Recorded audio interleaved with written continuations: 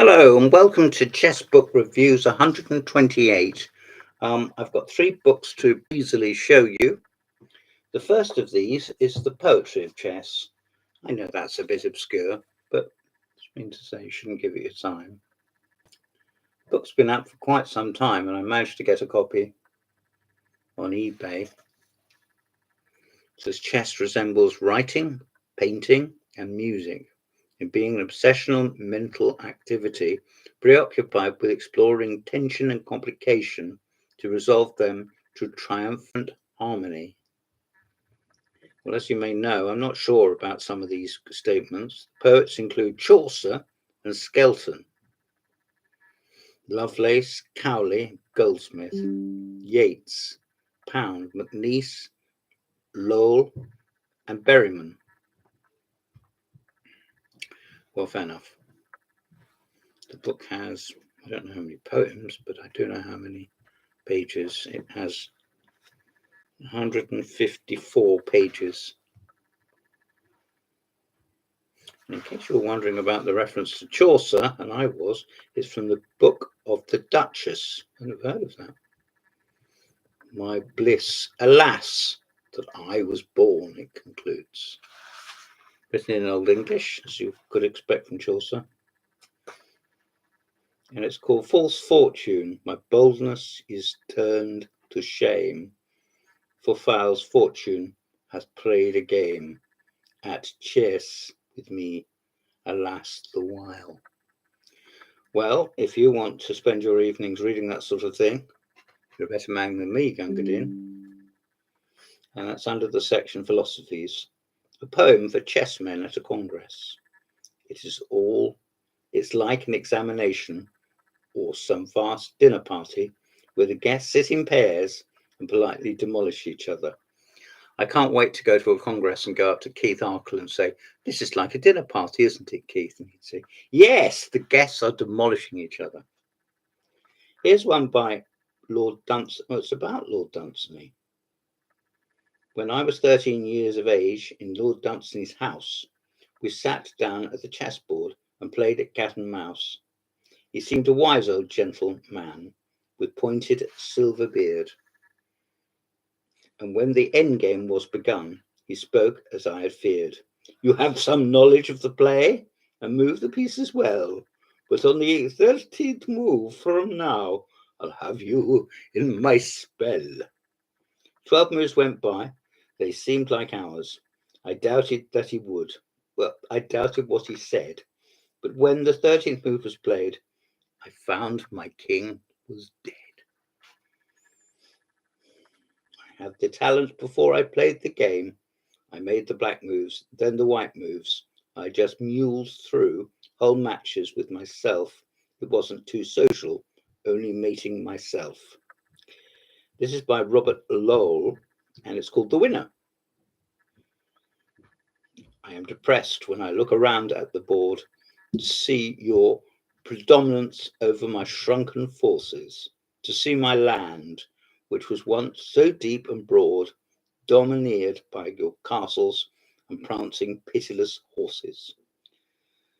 Well, this is by John Holmstrom, and this is a poem called Check. This is called Carved Pieces. Carved pieces bend and step across the board in stately cautiousness. I love this world of formal thought and fireside and pearled rook battlements, and how one can't afford queen sacrifices if one's less insured in skill and guile than he. My knight is curled. Now, round behind the centre squares, pawns furl, and woven through his line, while his adored King Fianchetto gently breaks that side.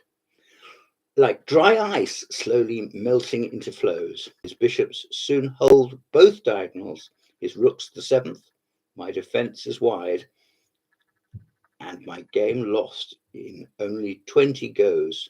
My king adds one more to its funerals. I'm not sure I would trouble him for a game of chess.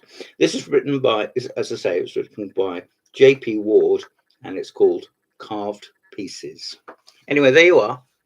It's published by Anvil. It's not a very easy book to get hold of, as I know. And there it is. The second I might have shown you before, actually. It's a really brilliant book. Warsaw 1935. Now, what was Warsaw 1935? I hear you cry. The answer is it was the Olympiad, the World Team Championship. It was the 6th World Team Championship, a competition which began in London in 1927.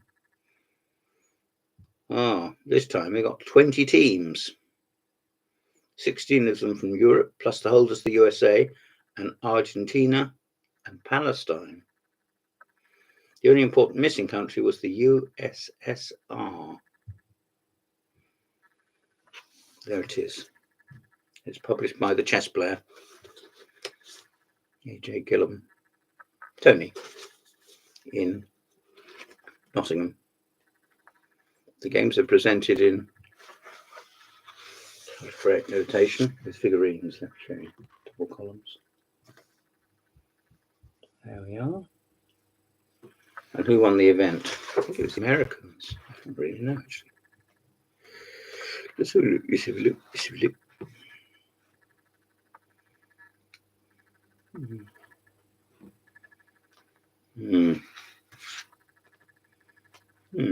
Doesn't want to yield up its final cross table.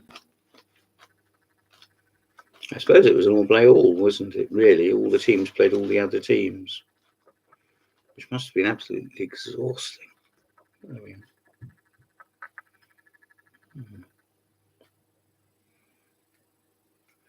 Various translations.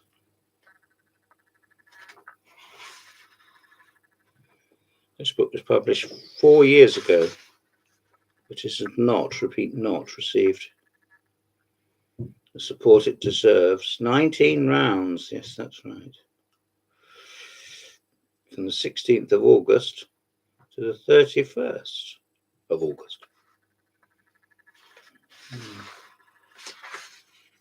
Some rather old photographs of the venue and the adjacent buildings, no doubt. This picture of the Palestinian team. There we are.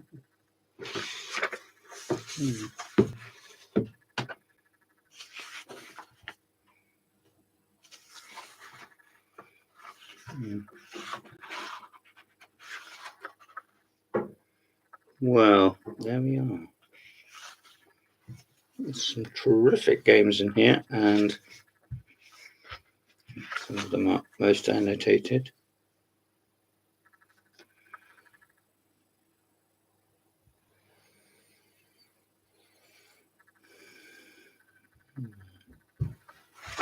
I just fell asleep in my interest.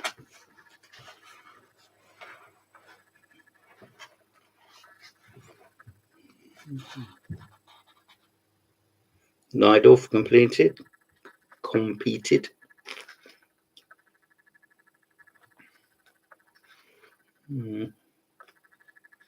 Dake, Arthur Dake, Spielmann, Sallow-Floor, Book.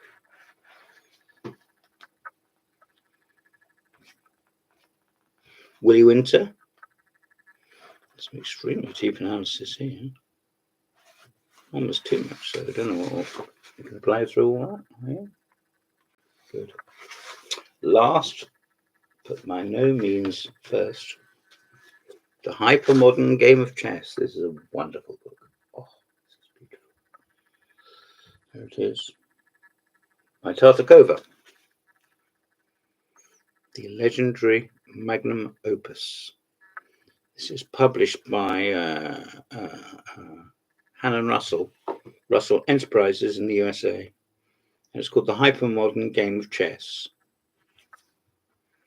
And this is just food and drink to me. He concentrates very much on openings, which I suppose is good for me. And he shows his opinions, most of which you will not share. That's guaranteed. You wouldn't agree, but you need to have respect for what he's saying, and possibly, I don't know how he's saying it. That's my favourite Nimzovich defence. See that one, knight c6. What he has to say about it. Goes on and on. Picture of Mr. Breyer. Little tribute. Breyer is dead. His spirit, however, sparkles brighter than ever. Seekers of truth. Well, if you're a seeker of truth, I recommend this book very, very highly to you. Chess and Bridge had it for sale for £5, and then it went back up to about £30. It's worth about, to me, it's worth about £100, but what do I know? He's annotating e4, c6, Caro-Kann, of course, 2 knight c3, and then he writes about a page entirely in the spirit of modern chess research, which repudiates the premature establishment of a pawn center, whereby A, the slightest provocation leads to a skirmish. The center can easily become either eliminated or barricade. Sundry indicators, objects of attack, are laid bare for the opponent.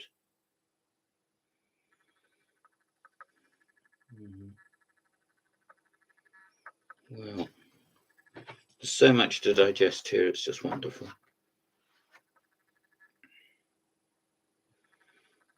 After 3 knight f6 in the classical French, it says, courage or conceit. In any case, black forces his opponent to declare whether the tensions in the center shall be A, clarified by the exchange, fixed by the advance for e5, or prolonged by the pin for bishop g5.